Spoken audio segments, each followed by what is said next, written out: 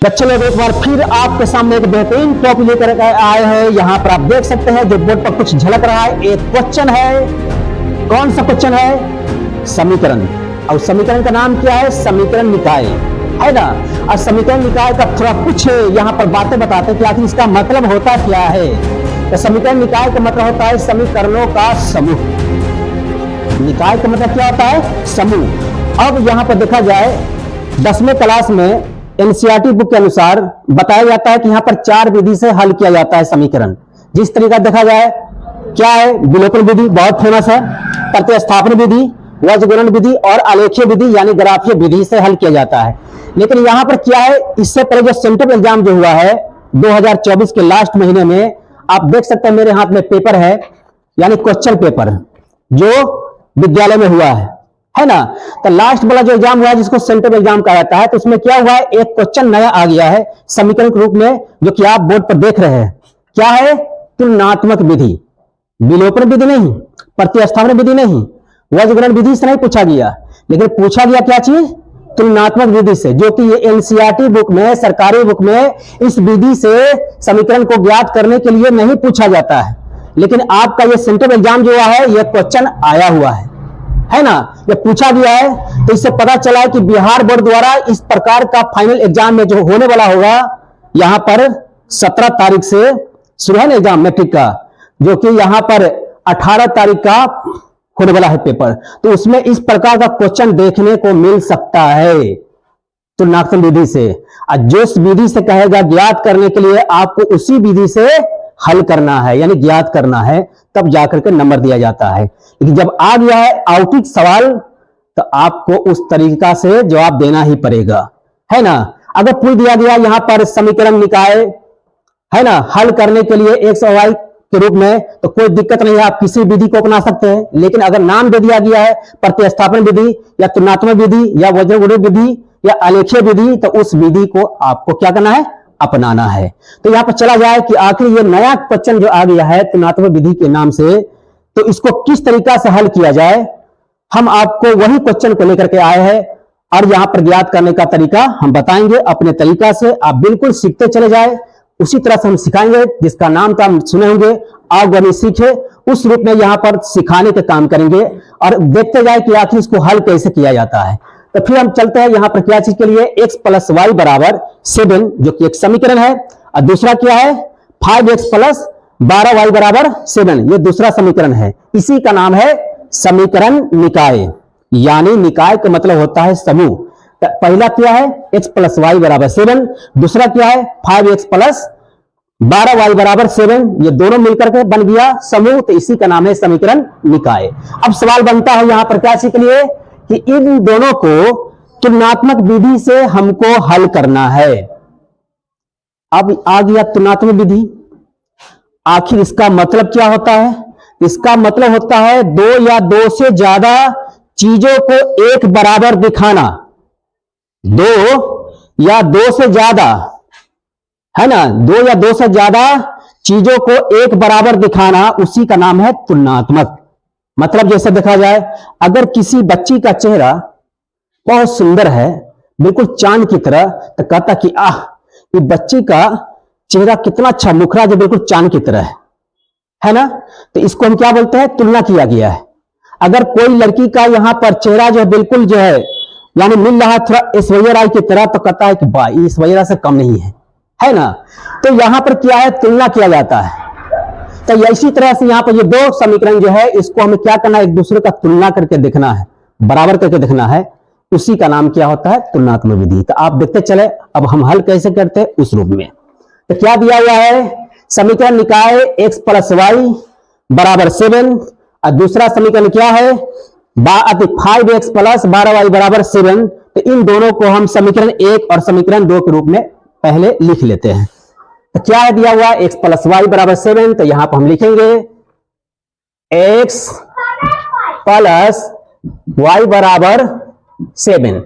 इस तरीका से हम समीकरण 1 मान लिए, जो कि हर विधि को जो हल करते हैं विलोपन विधि से या प्रतिस्थापन विधि से, तो यहां पर क्या करते हैं? समीकरण 1 हम मानते ही है, इसका भी उसी तरह से मानेंगे, ठीक है ना। अब दूसरा क्या है? 5x + 12y = 7, तो क्या यहां लिखेंगे 5x प्लस 12y बराबर 7। यह समीकरण क्या हो गया 2। जब परीक्षा हॉल में पूछा जाएगा इस प्रकार का क्वेश्चन तो आपको इसी तरह से लिखना पड़ेगा x प्लस वाई बराबर 7 समीकरण 1, दूसरा 5x प्लस 12y बराबर 7 तो समीकरण 2 मानना पड़ता है ना। तो इस तरह से हम मान लेंगे। अब हमको क्या करना पड़ेगा समीकरण 1 समीकरण 2 तो ले लिए। अब यहां पर सबसे पहले समीकरण 1 को हल करते हैं। क्या करते हैं हल करते हैं। तो यहां पर लिखेंगे समीकरण 1 से क्या लिखेंगे समीकरण 1 से। तो ये पहला समीकरण है ना। तो यहां हम लिखेंगे समीकरण 1 से। अब पहला समीकरण को हम हल करने जा रहे हैं। तो यहां पर देखा जाए सबसे पहले हम थोड़ा सा ज्ञात कर लेते हैं, आगे बढ़ते हैं। यहां पर x प्लस वाई बराबर 7 जिसमें बताया जाता है कि x क्या है तो चर संख्या है, y क्या है तो चर संख्या है। तो यहां किसी एक चर संख्या को बराबर के रूप में रख सकते हैं। तो यहां पर हम लिख सकते हैं x प्लस वाई बराबर 7 या x बराबर 7। ये प्लस है तो क्या आ जाएगा उस पट्टी जाएगा तो क्या हो जाएगा माइनस हो जाएगा, है ना। तो यहां पर x के बराबर किए तो कितना आ गया 7 माइनस वाई आ गया। तो इसको हम क्या मान लेंगे बताइए तो बाबू समीकरण 3 मान लेंगे, ठीक है ना। समीकरण 1 को हमने हल किया x के रूप में, यानी x का मान कितना आ गया लगभग 7 माइनस वाई। इसको क्या मान लिया गया समीकरण 3। उसके बाद हम जब 1 को हल किए तो समीकरण 3 लेकर आया, तो दूसरा को हल करेंगे तो समीकरण कितना लेकर आएगा बताइए ना 4 लेकर आएगा। तो फिर हम क्या लिखेंगे जिस तरीका से लिखा गया समीकरण 1 से, तो अब क्या लिखेंगे समीकरण 2 से। अब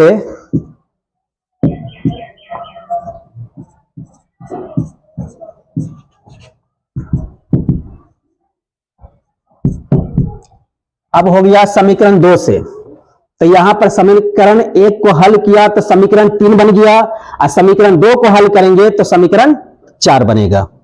तो यहां पर देखा जाए क्या है दूसरा वाला में तो 5x अब प्लस है 12y, ये हो गया 7।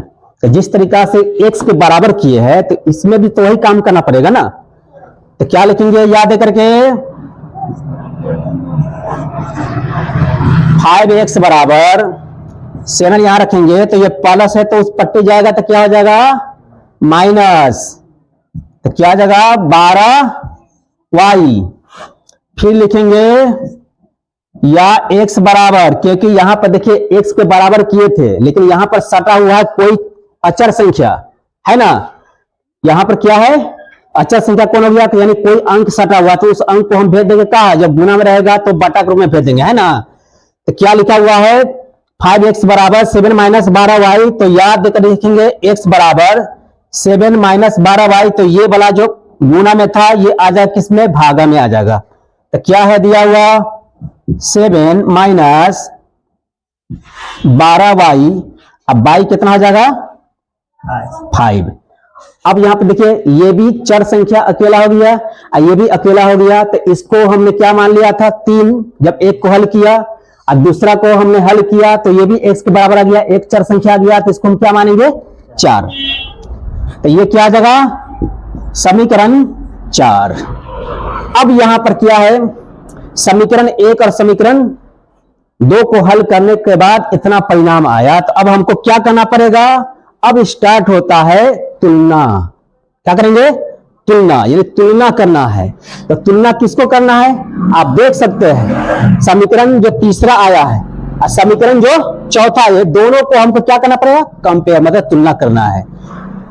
तो यहां पर देखा जाए x यहां भी है x यहां भी है, समीकरण 3 में भी x आया है और समीकरण 4 में भी x आया यानी बराबर के रूप में। तो यहां पर जब इस तरीका से बराबर के रूप में आएगा तो वो कटिंग हो जाता है। क्या होता है कटिंग।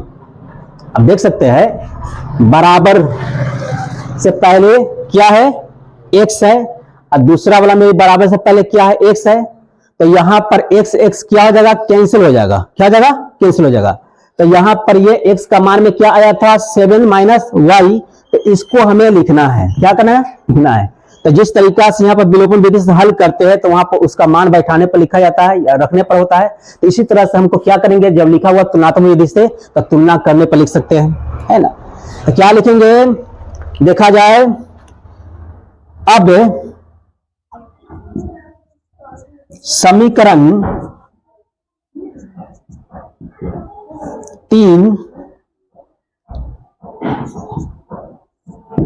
एवं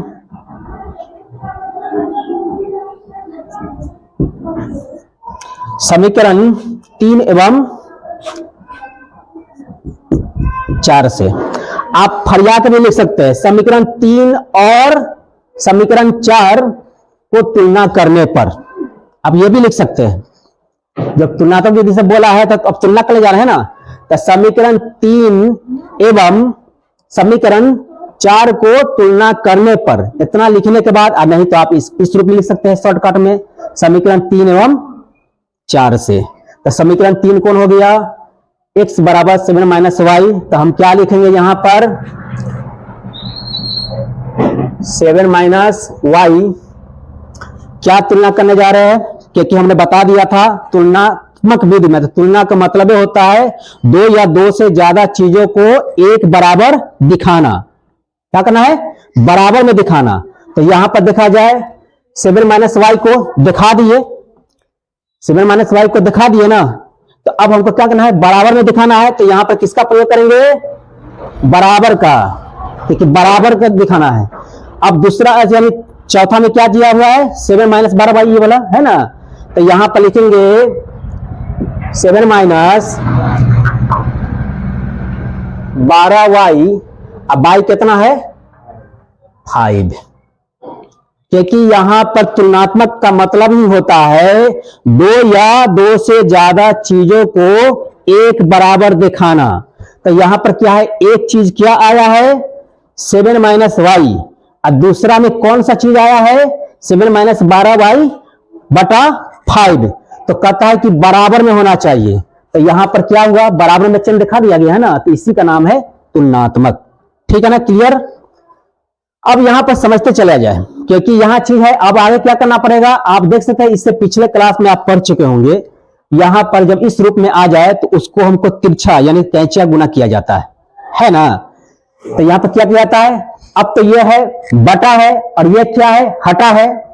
ऐसे देखा जाए ये हटा हुआ है, ये सटा हुआ है, क्योंकि यहां पर क्या है, अचर संख्या से ये सटा हुआ है और ये जो है किसी भी संख्या से सटा हुआ नहीं है। तो इतना तो ये पता चलता है कि अगर अगला जो है कोई सटा हुआ है और दूसरा टॉपिक में क्या है वो हटा हुआ है, तो उसके पीछे जो है कहीं ना कहीं क्या है, एक छिपा हुआ रहता है। क्या छिपाता है, एक छिपा रहता है।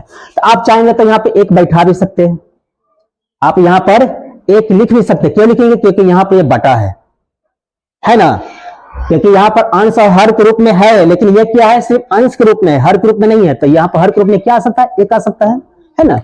तो यहाँ पर देखा जाए आप यहाँ पे एक बैठा सकते हैं, और नहीं तो अकल होगा तो मालूम होगा कि एक तो आता ही है ना। तो चलिए जाए यहाँ पर क्या करें, कैंचिया गुना किया जाए ना। तो अब इसको 5 जो है, ये 7 है, 5 को अब 5 की बात किया जाए तो ये 5 जो है ये दोनों को क्या करेगा, गुना करेगा। यहां एक छिपा हुआ है ना, तो एक से गुना करेंगे तो एक तो ऐसा ही खत्म हो जाएगा, क्योंकि एक हर चीज में मिल जाता है ना। तो यहां पर देखा जाए इसका गुना करेंगे तो कितना आ जाएगा, 7 5 35, 7 5 कितना हो गया, 35। अब सवाल है ये माइनस वाई है और ये प्लस 5 है ना। अब दोनों को गुना करेंगे तो यहां पर गुना का नियम क्या होता है, प्लस माइनस बराबर माइनस होता है का। तो ये माइनस है ये प्लस है, तो 5 7 कितना थी, 5 को वाई से गुना करेंगे कितना आ जाएगा, -5y। अब बराबर है तो बराबर रखेंगे। अब यहां पे एक छिपा हुआ है तो उसे तो गुना करेंगे तो कोई फर्क पड़ेगा, कोई फर्क ना पड़ेगा। अगर यहाँ 1 छिपा हुआ है, 1 से गुना करेंगे 7 में तो 7 का ही 7 ना होगा। अब 12y को 1 से गुना करेंगे तो 12y ना होगा, कोई फर्क नहीं पड़ेगा। तो जो ऊपर में नजर रहा है उसको आप लिख सकते हैं, मतलब लिखना पड़ेगा। तो क्या है 7 माइनस 12y। अब आ गया। अब अगला कदम बढ़ाएंगे, क्या बढ़ाएंगे? अब या का प्रयोग करेंगे। किसका प्रयोग करेंगे? या का। क्यों करेंगे? क्योंकि यहां बराबर का चिन्ह पहले से दिया हुआ है, तो अब अगला जो काम करेंगे तो या का प्रयोग करेंगे, ठीक है ना। तो क्या लिखेंगे या दे करके? अब देख सकते हैं जात जो है ना, जात यानी कास्ट, उसको क्या करेंगे? कास्ट में मिला देंगे। इसमें 2 कास्ट है, एक हो गया चर और दूसरा हो गया अचर। यानी बताया था इससे पहले कि गिनती की सभी संख्या को चर से अति अचर संख्या बोलते हैं। एबीसीडी के लेटर को या क ख ग अंगों को या अल्ली बे ते से को क्या बोलते हैं? चर संख्या बोलते हैं, यानी चर राशि बोलते हैं। तो यहां पर क्या है? अंक कौन हो गया? तो 35 हो गया संख्या। दूसरा कौन हो गया? तो 7 हो गया। तो इसका ये 35 का कास्ट कौन है? 7 है। और यहां पर y वाला का मतलब कि कास्ट कौन है? मतलब कि 5y का कास्ट कौन है? तो 12y है ना। तो हमको जात जात में क्या करना है? मिला देना है। तो चला जाए यहां पर सबसे पहले इसको स्टार्ट करते हैं। क्या है? Minus 5y। अब यहां पर माइनस 12y है। अगर ये बराबर के ठीक पहले जो है और इस पट्टी में लाएंगे तो जिस तरीका ये बताया गया था, प्लस में था तो उधर भाग गया तो क्या हुआ? माइनस हुआ।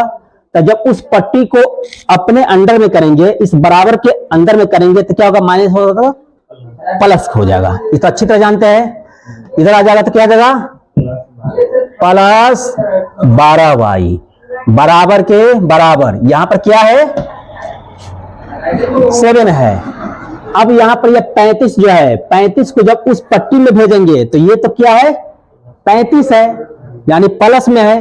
क्योंकि यहां पर आप याद रखिएगा 35 का मतलब क्या होता है? प्लस 35 है ना। सब में प्लस का चिन्ह छिपा हुआ रहता है। जब किसी भी संख्या के सामने माइनस का चिन्ह नहीं दिखाई दे तो आपको क्या मानना पड़ेगा कि उसके पीछे जो है प्लस का चिन्ह है, मतलब धनात्मक संख्या है। क्या है? ना तो संख्या है। अब यहां पर क्या दिया गया है? इसलिए यहां पर 1 का मतलब होता है +1, 2 का मतलब होता है +2, है ना, 3 का मतलब होता है +3। आप इस तरीका से समझते चलिए। तो यहां पर क्या है? अब ये इसमें क्या है? प्लस है। तो प्लस कितना है? 35 है। अगर उसको उस तरफ ले जाएंगे तो क्या हो जाएगा? -35। इतना तो समझ गए होंगे? बिल्कुल समझ गए हैं। अब यहां पर क्या करेगा? अब यहां पर माइनस कितना है? 5y। अब प्लस कितना है? 12y है ना। आप ये चीज को नहीं देखिएगा कि सर एगो हिंदी बोलते हैं थोड़ा सा एगो इंग्लिश बोलते हैं, क्योंकि यहां पर क्या है? हिंदुस्तानी है तो दोनों को मिलाकर लेकर चलना पड़ता है। जो आ जाएगा भाषा उसमें बोल देना है, खाली आप लोग को समझ में आ जाना चाहिए, ठीक है ना। क्योंकि आपको तो वहां पर एग्जामिनेशन हॉल में आपको लिखना है ना, बोलना थोड़ी है, आपको लिख कर दिखाना है ना। तो जैसे हम लिख कर दिखा रहे हैं, हल कर दिखा रहे हैं, वैसा ही आप हल कर दीजिएगा, आपको टनाटन नंबर तो मिल ही जाएगा, ठीक है ना। तो यहां पर क्या है? 5y + 12y। अब आ गया जोर। क्या दिया? जोर आ गया। तो जोर आ गया पर क्या है? तो 12y में से 5y को घटाएंगे। क्या होगा? कितना है? 12y में से 5y को घटाएंगे, क्योंकि ये है तो क्या चीज? अलजेब्रा का योग, मतलब जोड़ है। अगर यहाँ पर घटाव की तरफ चलिएगा तो उसमें चिन्ह बदलता है ना, क्या होता है? चिन्ह बदलता है। तो यहाँ पर क्या चीज है? 12y में से 5y घट जाएगा तो कितना बचेगा? कै y? 7y बचेगा। तो फिर हम याद करके लिखेंगे 7y बराबर। अब यहां पर देखा जाए 7 में से कितना घटेगा? 35 घटेगा। घटता कौन है? जिसके सामने माइनस का चिन्ह होता है। तो आप देख सकते हैं माइनस किसके सामने है? 7 के सामने है या 35 मतलब कि 35 के सामने है। तो 35 के सामने क्या है? माइनस है, तो वही संख्या घटेगा किसके सामने? 35 के सामने, है ना। 35 घटेगा। तो 7 में से 35 घटेगा, क्योंकि यहां में छुटका में से बड़का घटेगा तो माइनस में आता है कि अब बड़का में से यानी मोटका में से छुटका घटेगा तो प्लस आता है। ये तो आप जानते हैं अच्छी तरह से। तो 7 में से 35 घट गया तो कितना आएगा? -28, मतलब -28 आएगा। क्यों आया? क्योंकि छुटका में से बड़का घटा है। बड़का में से छुटका घटता तो यहां पर माइनस नहीं आता, लेकिन छोटका में से बड़का घटा, इसलिए यहां पर क्या आ गया, माइनस आ गया। ठीक है ना, तो आप इसको बिल्कुल दिमाग में रखिएगा। अब आगे क्या लिखेंगे, याद है करके, या y बराबर -28, ये क्या है, गुना में 7 है, तो ये आ जाएगा बटा में, जो कि इससे पहले बताया जा चुका है। ये आ जाएगा 7। अब यहां पर काटेंगे, आप लोगों को काटने तो जरूर आता होगा, हमको भी थोड़ा बहुत काटने आता है। हम बता दिए थे कि अगर आपको काटने नहीं आएगा तो बहुत पछताइएगा, आप चाकू जरूर लेके जाइएगा, है ना। तो क्या काटिएगा, देखिएगा ये 7 है, तो 7 का पहाड़ा कितना मरतबा पड़िएगा, जो 7 आएगा, तो 7 का पहाड़ा 1 मरतबा पड़ेंगे तो 7 आएगा, है ना। तो यहां पर ऐसा संख्या से काटना है जो दोनों कट जाना चाहिए। तो 7 के पारा पढ़ने से दोनों कट रहा है ना, 7 के पारा में 7 भी आता है और 28 भी आता है ना। और 14 का स्टार्ट करेंगे तो 14 के पारा में 7 तो आएगा नहीं, 28 आएगा, है ना। तो यहां पर क्या है, 7 के पारा में 7 आ रहा है और 28 आ रहा है, तो उस संख्या से काटेंगे। तो 7 का 7 और 7 चौका कितना हो गया, 28।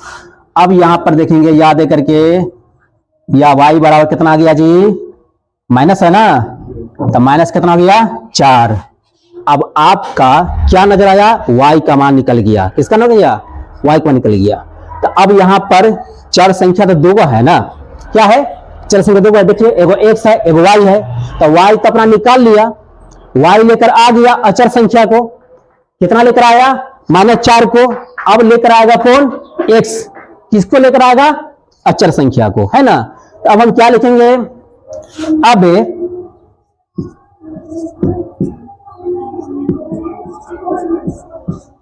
समीकरण, अब देखा जाए यहां पर नजर सामने, समीकरण 1, समीकरण 2, समीकरण 3, समीकरण 4, 4 जो कितना है, 1 से लेकर के 4 समीकरण निकला हुआ है। आपका क्या करना है, समीकरण यहां पर देखा जाए y का जो मान आया है -4, तो क्या कीजिएगा, करना क्या पड़ेगा कि ये 4 जो समीकरण है, आप y का मान जो है किसी भी समीकरण में रख सकते हैं। y का मान जो आया -4, तो आप किसी भी समीकरण में रख सकते हैं। समीकरण 1 में भी रख करके हल कर सकते हैं, समीकरण 2 में भी रख सकते हैं, समीकरण 3 में भी रख सकते हैं, या समीकरण 4 में रख सकते हैं। जो आपका आसान लगे उसमें y का मान रख करके आप मान निकाल सकते हैं। तो हमको देखा जाए सबसे आसान क्या नजर आ रहा है, समीकरण 1, और यहां पर क्या नजर आ रहा है, समीकरण 3 और समीकरण 2। सबसे सस्ता, सबसे आसान समीकरण 3 नजर आ रहा है का, जो आसान नजर आएगा आपको उसी में डाल देना है, किसका मान, y का जो मान आया ऐसे। तो क्या है, समीकरण 3 में, समीकरण 3 में y का मान रखने पर, y का मान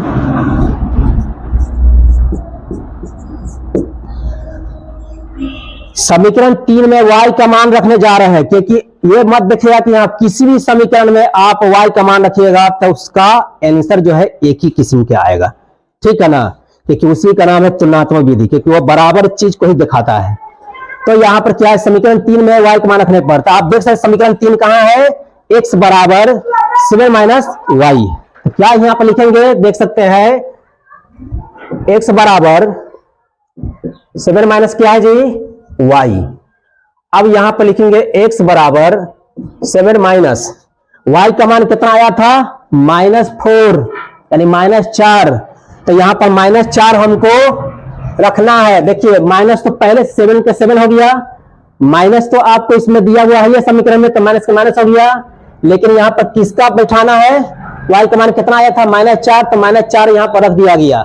लेकिन यहां पर 2 चिन्ह नजर आ रहा है, जब 2 चिन्ह नजर आ जाएगा तो उसको घर से घेर देना है, चाहे स्मॉल कोष्ठ से घेर दिया जाए या मध्यम यानी कोष्ठ से। तो सबसे अच्छा होता है कि स्मॉल कोष्ठ से क्या किया जाए, ब्रैकेट से घेर दिया जाए। क्यों घेर दिया गया है, क्योंकि चिन्ह जो है 2 गो आ गया है। जब 2 चिन्ह नजर आ जाएगा सामने सामने, तो एक चिन्ह को क्या करना है, उसको घेर दिया जाता है। अब यहां पर क्या करेंगे, या का प्रयोग कर करके, या x बराबर 7, अब डबल माइनस आ रहा है, अब माइनस माइनस से गुना होगा। क्यों गुना होगा, क्योंकि यहां पर कोष्ठ का मतलब होता है गुना। क्या होता है? गुना। जब कोष्ठ में कोई संख्या चला जाए और वहां पर उसके पहले कोई चिन्ह नजर आ जाए तो उसका मतलब क्या होता है? गुना। अब गुना का नियम तो आपको याद होगा ना, जोड़ में क्या होता है? प्लस प्लस प्लस, है ना। अब माइनस माइनस माइनस, घटाव में क्या होता है? माइनस माइनस माइनस की प्लस प्लस होता है ना, घटाव में चिन्ह तो बदलता है ना, तो माइनस माइनस प्लस होता है। लेकिन यहां पर हमने क्या कहा कि ये गुना है। क्या है? गुना है। तो गुना में क्या होता है? तो यहां डबल माइनस आ गया तो क्या होता है? प्लस। अब यहां पर क्या लिख सकते हैं? प्लस। तो यहां पर क्या हो गया? प्लस आ गया। कितना है? 4, है ना। फिर आगे काम करेंगे याद करके, या x बराबर 7 4 कितना हो गया? 11। अब यहां पर 11 जो आ गया ये अचर संख्या है, तो हमने इससे पहले हल किया तो यहां पर चर संख्या क्या लेकर आया था? अचर संख्या का चर संख्या कौन था? y। वो क्या लेकर आ गया? -4। फिर अगला ने यहां पर क्या किया? चर संख्या मतलब x क्या लेकर आ गया? 11। तो आपका जो है मान निकल गया। क्या हो गया? मान निकले। अब क्वेश्चन पूछा गया था तुलनात्मक विधि से हल करे, तो इस तरह से हमने तुलनात्मक विधि से क्या किया? हल करके दिखा दिया है। आपको बिल्कुल अच्छी तरह से समझ में आ गया होगा। अगर नहीं समझ में आया होगा तो हमें लगता है कि हम क्या कर सकते हैं, है ना। इससे बेहतर, इससे आसान तरीका हमें नहीं लगता है कि आपको और मिल सकता है अगर नहीं समझते तो। लेकिन फिर भी हम चाहेंगे कि आप इसका प्रैक्टिस करें, देखें। बिल्कुल ये क्वेश्चन जो बताया गया है क्योंकि ये एक्स्ट्रा क्वेश्चन है, यहाँ सेंट्रल एग्जाम जो हुआ उसमें यह पूछा गया था, इसलिए क्वेश्चन को हमने यहाँ पर रख दिया है। क्योंकि यहाँ पर इससे पहले बताया गया था 12,1200, है ना। 12 को आप कैसे लिखेंगे ये भी आपका बिहार बोर्ड द्वारा जो है जारी कर दिया गया था, इसलिए उस क्वेश्चन को हमने क्या किया? दिखा दिया गया कि हो सकता है ऐसा क्वेश्चन देखने को मिलेगा। उसी प्रकार सेंट्रल एग्जाम का जो फाइनल एग्जाम जो हुआ है स्कूल कॉलेजों में, तो ये क्वेश्चन इस प्रकार का ये क्वेश्चन आ चुका है। हो सकता है ऐसा क्वेश्चन का फाइनल एग्जाम में देखने को मिले, तो आपको कैसे हल करना है, जो हमने ये तरीका बताया है वैसे हल करना है। आपका नंबर कटेगा नहीं, बिल्कुल नंबर दे दिया जाएगा, ठीक है ना।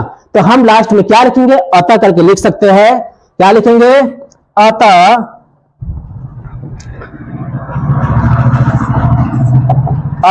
x बराबर कितना है जी? 11 और y बराबर कितना आ गया जी? -4। आपका ये आंसर हो गया फटाफट। तो इस तरह से यहां पर क्या है? आज का टॉपिक समाप्त होता है। फिर अगला टॉपिक लेकर आएंगे बेहतरीन, और ये